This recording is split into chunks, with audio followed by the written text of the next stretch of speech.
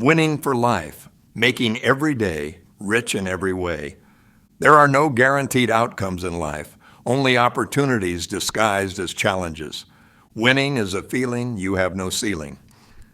When I created the original Psychology of Winning audio album and book, I had no idea it would become one of the most listened to programs in the world on personal mastery.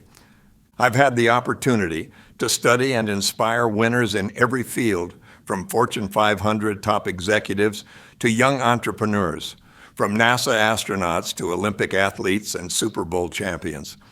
As former chairman of psychology on the U.S. Olympic Committee's Sports Medicine Council, I've been responsible for the performance enhancement of all American Olympians. I also am the author of 16 nonfiction books, including several global bestsellers, Seeds of Greatness, Being the Best, and The Winner's Edge. I'm probably best known for having sold over 10 million audio programs in 14 languages.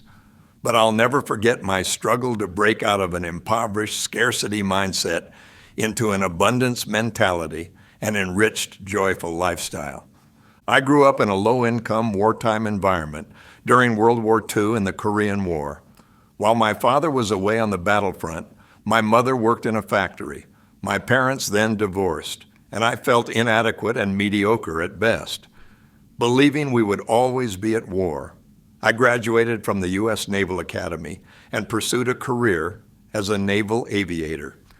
Deep inside, I wanted to help people grow rather than remain a warrior. I left the Navy and plunged into a 10-year self-discovery program, learning from the world's greatest thought leaders. The results were incredible. Soon I became a colleague and friend of W. Clement Stone, Earl Nightingale, Billy Graham, Dr. Jonas Salk, Norman Vincent Peale, and later Zig Ziglar, Wayne Dyer, Jim Rohn, John Maxwell, and Stephen Covey. The most amazing part of my journey has been that most authors write their best works about their own success. However, I wrote The Psychology of Winning while I was losing. I wrote it to remind myself what I needed to do to change from loser to winner.